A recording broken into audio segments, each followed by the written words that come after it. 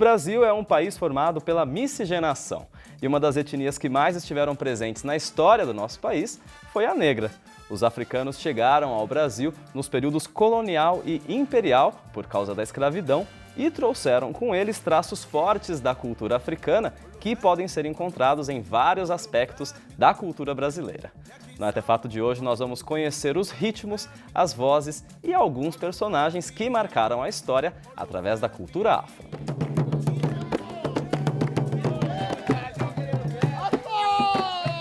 Olá, o Artefato de hoje está no ar e hoje nós falamos sobre arte afro e sobre as influências dela na cultura brasileira. Quem está aqui comigo para conversar sobre esse assunto é o professor doutor em Ciências Sociais da Faculdade de Ciências e Letras de Araraquara, Dagoberto José Fonseca. Professor, muito obrigado pela sua presença aqui com a gente. Muito obrigado a vocês todos aqui da TV Unesp e é importante que nós estejamos aqui conversando sobre isso que é extremamente importante para nós, que é a questão da cultura afro-brasileira. Vamos aproveitar e conhecer um pouquinho mais sobre o nosso entrevistado. Eu tenho trabalhado essa questão desde os anos 80. E nos anos 80, algumas questões me marcaram fundamentalmente quando eu comecei a ouvir a primeira piada. Eu nunca tinha me dado conta de pensar a questão negra, mas pensar um pouco a sociedade brasileira, as relações sociais, relações econômicas e políticas. E nesse contexto de luta, de participação em movimentos sociais, essa questão só me veio quando um amigo contou a piada sobre um outro amigo. Mas o fundamental é que essa questão me trouxe várias coisas benéficas, sobretudo a construção da minha própria identidade. Isso deu conta também de mais tarde, já agora nesse século, me dar conta da importância de África para o Brasil. Não há Brasil sem África. Professor, como a gente comentou no comecinho do programa, os negros eles chegaram ao Brasil por causa da escravidão. Em 1530, quando começou a colonização do Brasil, começou a chegada dos africanos para cá. E desde o começo eles sofreram muita resistência, eles sofreram muita violência, na verdade, foram vítimas de várias formas de repressão. Como que, mesmo assim, eles conseguiram manter a cultura africana e as raízes deles? Como que foi esse processo? Olha, esse processo ele é interessante quando a gente pensa justamente a sua chegada como um dado de mudança e de conquista do colonizador. Então, pensar um pouco a presença africana nesse contexto dá conta de que você é trazido compulsoriamente à força, amarrado numa viagem de praticamente 3 meses. Sim. Você chega numa situação de completa vulnerabilidade, E perdendo raízes, perdendo nome, perdendo terra, perdendo tudo que tinha.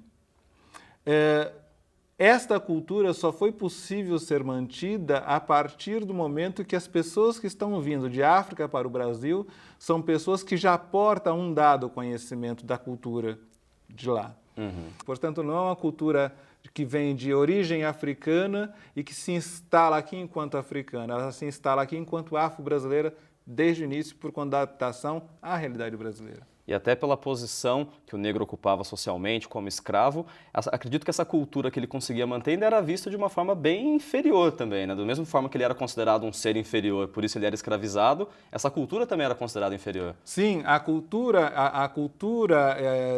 vista como inferior pelo europeu deu conta justamente da Europa justificar a escravidão. Só se justifica pensar na inferioridade do africano e da sua cultura em função de uma questão ideológica, em função de um conjunto de mentiras que foram contadas e se transformaram em verdades. Sim. E essa questão, com a ajuda de várias instituições, inclusive das igrejas e das coroas, fez com que isso se consolidasse enquanto imaginário social.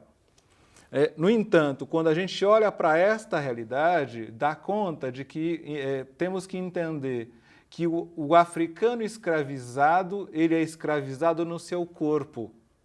Sim. Fisicamente. Fisicamente. E o fisicamente dá conta de que ele não tem condições de produzir tudo que ele poderia produzir.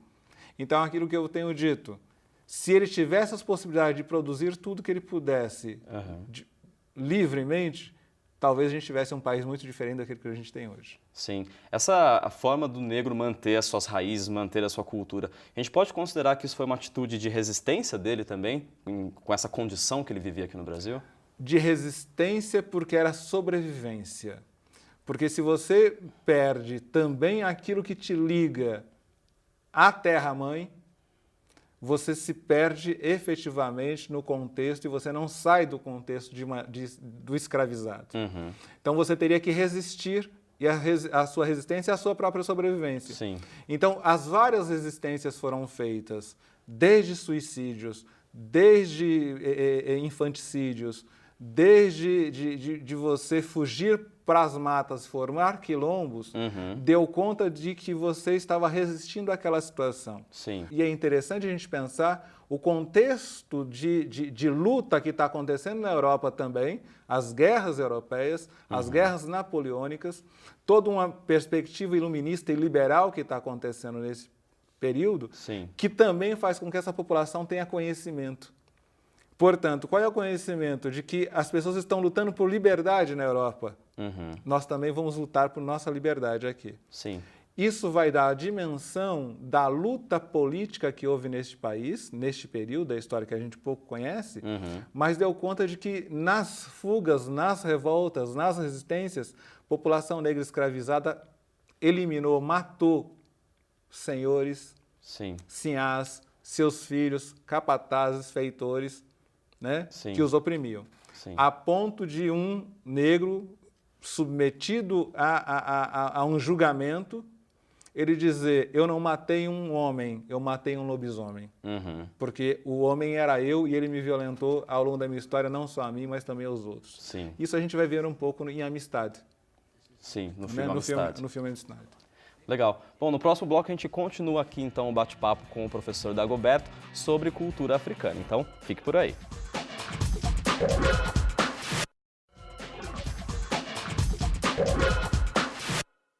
Estamos de volta com o Artefato e no programa de hoje a gente conversa sobre cultura afro. Quem bate um papo sobre esse assunto aqui no nosso estúdio é o professor da Unesp em Araraquara, Dagoberto José Fonseca. A Juliana foi até São Paulo, no Parque Ibirapuera, conhecer o Museu Afro Brasil, que nasceu com o objetivo de revisitar a história sob a perspectiva do negro. E olha, ele possui um acervo riquíssimo, viu? Vamos conferir a reportagem.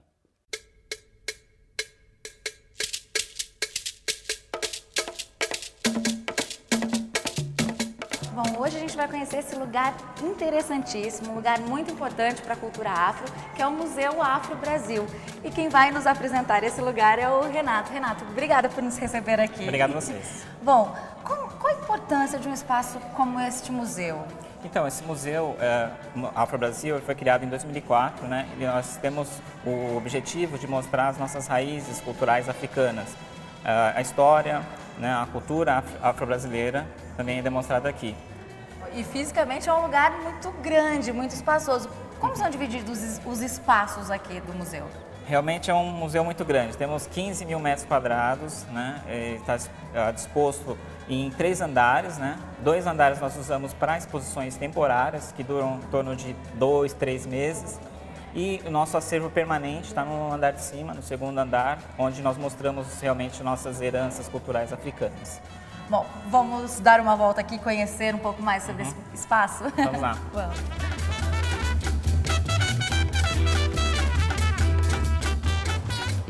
Bom, Renata, agora a gente vai conhecer um pouquinho as exposições temporárias. Essa daqui que nós estamos agora é uma delas. Exatamente, essa exposição chama-se Aparecida, a Virgem Mãe do Brasil. Trata dos caminhos para Aparecida, né, as procissões para Aparecida, que é uma cidade aqui no interior de São Paulo. E, na verdade, essa exposição compõe um pouco a parte religiosa, a parte artística também, dividida entre arte popular e arte contemporânea. Renato, agora a gente já está em um espaço completamente diferente, com várias coisas da época mesmo. Que exposição que é essa? Então, essa exposição chamada Arte, Adorno e Design na época da escravidão. É uma exposição de época, né? Na verdade, realmente temos peças aqui, todas elas foram feitas na época e mostram um pouco como era feita a tecnologia da época, né? Quais eram os instrumentos usados, as máquinas usadas na época e também o design de joias, né? As joias chamadas joias crioulas, né? Que são as joias produzidas por pessoas descendentes de africanos, mas estavam aqui já no Brasil, né? E já tinham sua própria forma, sua técnica, né, de produção de joias. Então essa exposição mostra um pouco isso, um pouco da tecnologia da época da escravidão e o quanto essa tecnologia estava muito ligada também à produção tecnológica africana. Renato, agora a gente chegou aqui na parte do acervo permanente, né? Explica um pouquinho pra gente sobre esse lugar. Então, agora aqui nós temos a nossa exposição de longa duração, né? Aqui nosso motor, né? A parte principal, né? Na verdade, essa parte aqui, ela trata das nossas heranças culturais africanas, né? Todos nós brasileiros, independentemente da cor da pele, temos alguma ligação com a África. Alguns têm uma ligação genética, a maioria dos brasileiros, né? Mas mesmo aqueles que não tiverem ligações genéticas com a África, têm ligações culturais. Por quê? Quando os portugueses chegaram aqui, passaram algum tempo e depois trouxeram os africanos, com os africanos vieram também a cultura africana, né? Não havia mulheres portuguesas, né? Então os homens portugueses, eles se relacionavam com as indígenas, se relacionavam com as africanas e nós brasileiros nascemos muito por aí, pela essa mistura entre os portugueses, indígenas e os africanos. E essa parte aqui do nosso acervo tenta mostrar um pouco isso. Quais são essas heranças materiais, né, culturais da cultura africana, misturada com a cultura indígena e a cultura portuguesa. Renato, agora esse espaço ele é dividido em diferentes núcleos, né? Sim. Como é um museu muito grande, precisamos fazer alguma pequena organização, né? Mas na verdade todos os núcleos se comunicam, né? Mas para organizar nós separamos em núcleo de arte africana, nós temos um núcleo de religiosidade afro-brasileira com exemplares da cultura do candomblé, da umbanda e de outras manifestações religiosas de herança africana. Nós temos uma parte que fala especificamente da religiosidade católica, né? A influência da cultura africana dentro do catolicismo. Temos um núcleo que fala das peças, mostra, né, algumas peças das festas, né, os vários tipos de festas que também têm algumas heranças africanas, né, festividades populares como Folia de Reis, Bumba Meu Boi, Vaquejada, Reizado, Zambiapunga, tem várias outras, uma infinidade de outras festas populares do Brasil todo, né, que tem um pouco dessa herança cultural africana. E também um núcleo de arte popular. Então, são variados os núcleos, né, que mostram um pouquinho dessas heranças culturais africanas do ponto de vista plástico. Eu fiquei orgulhosa de conhecer. Eu acho que quem está em casa tem que aproveitar essa oportunidade porque é um espaço para a gente se reconhecer e conhecer cada vez mais a nossa cultura, né? Realmente, eu agradeço a participação de vocês e voltem sempre. Ai, obrigada. Professor, a gente viu aí na reportagem agora um pouquinho sobre a influência do negro na cultura brasileira, só que eu queria que o senhor comentasse com a gente, a nossa cultura ela é tão fruto da miscigenação, que o que a gente poderia exatamente dizer que veio da cultura africana? Olha, você tem um processo que é entender a miscigenação e entender a mestiçagem. Miscigenação vem da questão biológica, a mestiçagem da questão cultural. Sim. Então, isso dá conta de que a gente precisa entender que aquilo que veio de África se implanta no Brasil, como eu disse no bloco anterior, e se transforma nessa realidade brasileira, que a gente chama de afro-brasileira. Sim. Isso nós podemos perceber na música, no teatro, na dança, na culinária, na vestimenta, na religião, né, como que essas questões se colocaram. E isso dá conta, portanto, da gente entender o valor desta cultura para a realidade atual da sociedade brasileira. Um dos maiores escritores nossos aqui no Brasil, inclusive, é Machado de Assis, que era negro também. Que outros escritores a gente poderia destacar, além de Machado de Assis? Olha, a gente pode destacar Cruz de Souza, né, o pai, né, do simbolismo. Nós podemos destacar aí tantos outros. O próprio Castro Alves, né? Nós podemos destacar a presença de um Luiz Gama, que escreve uma coisa primorosa, Luiz Gama que era filho de Luísa Maim, né? Isso nesse período. Mas a gente pode destacar aqueles que vieram ao longo de todo o século XX, né? E hoje você tem um movimento literário negro forte, o próprio Quilomboje, né? que você tem publicações de 30 anos de série. Então, você tem aí poetas da envergadura de Uncut, né, Luiz Silva, Carlos Assunção, que faz o poema da negritude. E, então, você tem, de fato, um contingente populacional produzindo, antes e depois da abolição da escravatura, de suma importância para entendermos um pouco essa realidade. Por muitos séculos até, a literatura ela foi uma arte predominantemente branca. A gente tinha praticamente só escritores brancos. Qual que é a importância da entrada do negro no ambiente literário, de ele marcar presença também escrevendo livros? Justamente nos coloca por uma questão que é o debate entre oralidade e escrita, né? Os negros produziam a sua literatura, mas era uma literatura produzida via oratória, falando. Sim. E não escreviam. Na medida que você tem acesso à escrita, essa tecnologia tão importante, né, e você começa a se expressar também por ela, você dá conta de que pela escrita você consegue produzir algo tão bom, né, porém diferente daquilo que você fazia do ponto de vista oral. Então, isso dá conta dessa importância de como que a gente pode entender o lugar do negro nesse momento.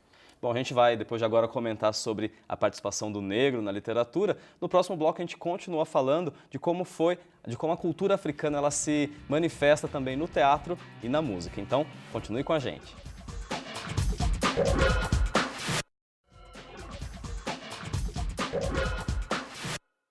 Estamos de volta com o Artefato, falando hoje sobre cultura afro. O nosso convidado no programa de hoje é o professor da Unesp em Araraquara, Dagoberto José Fonseca. Falando agora um pouquinho de teatro, por muito tempo os negros só puderam trabalhar nas coxias, por trás dos palcos. No século XX, o gênero teatro de revista foi popularizado e ele trazia números musicais misturados a cenas sensuais e também críticas sociais. Professor, o teatro de revista ele foi um período importante do teatro para o negro se fazer presente? Sim, porque era você dar visibilidade àquilo que existia. Então, quando você chega no século XIX, sobretudo no seu final do século XIX, grande parte daquilo que era produzido enquanto teatro no Brasil era feito por negros. Sim. Tá? E a corte assistia. Com a imigração europeia, você vai trazendo imigrantes que alguns vão ficando cada vez mais nas cidades, como no Rio de Janeiro, São Paulo ou tantas outras. Sim. Essa população de imigrantes que também já produzia também seu teatro, o Mambembe, né, na Europa, começa a produzir seu teatro. Né? Ou seja, aquilo que servia ao negro começa a servir ao europeu. Sim. Por conta de que representar estava muito visto como uma coisa de gente desocupada. Né? Tinha já uma pecha, um preconceito. Preconceito em relação a isso. Quando você entra no século XX e toda uma dimensão de cultura que vem do teatro, que vem trazida por toda a perspectiva de uma escola francesa que dá conta de uma cultura, a escola inglesa com Shakespeare, com tudo isso, Sim. dá conta de que é importante esse espaço. O teatro de revista do século XX, na década de 20 e 30, ela foi importante para quê? Para que os grupos populares se manifestassem, mostrassem o dia a dia de maneira jocosa, de maneira sensual, mas sempre fazendo sua crítica social. Sim. Então, o teatro de revista de Chocolate, né, essa pessoa tão pouco conhecida entre nós, dá conta de falar um pouco sobre o dia a dia duro desta população. Da comunidade negra. Da comunidade negra. Além do teatro de revista, professor, a gente consegue citar outros momentos do teatro, outros fatos importantes da vida teatral que foram importantes para a cultura africana? Sim, nós vamos ter o teatro de revista nos anos 20 e 30 e vamos ter o teatro experimental do negro na década de 40 e 50, né, produzida por Abdias do Nascimento. Abdias esse que produz um teatro experimental juntamente com intelectuais e artistas que não tinham nem nome nem visibilidade, que ele consegue garimpar, e dentre esses artistas nós vamos ter nomes como Ruth de Souza, Sim. né? Léa Garcia. Então, mulheres de extrema importância ainda hoje, que estão hoje na mídia, televisiva no cinema. Um Milton Gonçalves, que produziu também, que trabalhou nesse período. E isso dá conta de que esse teatro experimental do negro dos anos 40, 50, ele é um teatro político. Né? Ele produz consciência política via teatro. E, posteriormente, nós vamos ter o teatro popular brasileiro com Solano Trindade, que é uma perspectiva muito mais aberta do ponto de vista das relações sociais, porque Solano Trindade não tinha uma perspectiva de produzir um teatro para o negro, mas um teatro popular com a cara do negro, mas pensando nos pobres. Né? Como é que os pobres nesse país, em maioria negra, produzem a sua própria cena crítica do cotidiano. Falando agora um pouquinho de música, professor, o negro sempre teve uma relação muito grande com a música, desde o período em que ele ainda estava na África, aqui no Brasil também ele sempre teve uma marcação muito grande de música. A gente percebe que o negro sempre foi importante na criação de gêneros musicais como o jazz, nos Estados Unidos, por exemplo. Aqui no Brasil, o samba é a maior contribuição do negro? Como que o senhor analisa? Olha, o samba é uma das contribuições mais importantes da população negra, mas você tem o jongo, você tem o lundu, você tem o bigada, você tem tantas outras, né, manifestações, expressões musicais. Sim. Agora, o samba ele é interessante porque o samba que nós conhecemos hoje não é o samba do passado na dimensão do passado. Se eu volto para a África e vou ver o semba, né, o semba que está em Angola, dá conta de que o semba de lá e o samba de cá são parentes próximos. Eu não diria São irmãos, primos. são primos, justamente. Mas olhar aquilo que está presente no semba e está no samba é religiosidade. Sim. Então, aquilo que eu posso expressar de maneira, entre aspas, profana, o que é sagrado. Portanto, o samba sai do terreiro. O samba sai dali daquilo que é também de religião tradicional, né, africana.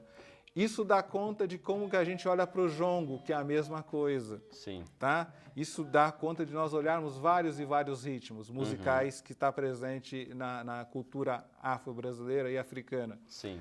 E aí a gente vai ter uma questão de fundo, que é a questão da batida do tambor. E a batida do tambor com a batida do atabaque é a batida do coração. Então, o tum, tum, tum é a batida do coração que dá conta de nós entendermos que a música vem de dentro. Sim. A música Da vem do vida à espírito, vem de fato daquilo que é a coisa mais viva que o ser humano possa ter, a pulsação. Em Araraquara, professor, onde o senhor é professor, tem uma festa super tradicional que é o Baile do Carmo, que é uma das festas mais importantes da comunidade negra aqui no Brasil. Queria que o senhor contasse pra gente como que surgiu essa festa. Essa festa, ela é muito interessante, porque é uma festa onde você tem essa população negra vivenciando a experiência de não poder assistir à missa. Então, você espiar o santo, como se falava naquele período. Na medida que você tem a festa do Carmo, né, uma das igrejas que tem lá de Nossa Senhora do Carmo, que era o limite da cidade. Dali eram as fazendas. E justamente essa questão, eram as fazendas e tudo mais, faz com que os escravistas daquele período são trazidos nas costas por essa população negra escravizada lá, para assistir à missa, para passar o dia ali. E eles, tendo que ficar do lado de fora da igreja, eles começam a se reunir, a dançar, a fazer comida. Isso já dura 125 anos. Então, é uma semana antes da festa da Nossa Senhora do Carmo. É uma festa de extrema importância. Os negros vão vestidos de gala para que possam ouvir músicas, dançar as músicas que são tocadas. Professor, eu queria muito agradecer a sua presença aqui no Artefato com a gente e já deixar o convite aberto para a gente voltar a bater um papo mais sobre cultura negra. Com certeza, estaremos aí. Muito obrigado. Não, a gente que agradece. Se você em casa tem alguma sugestão de tema ou de comentários, envie para a gente através do nosso Facebook, pelo Twitter e também acessando o nosso site. Lembrando sempre que você pode participar ajudando a gente a construir o artefato. Então, eu te vejo na próxima semana. Até lá!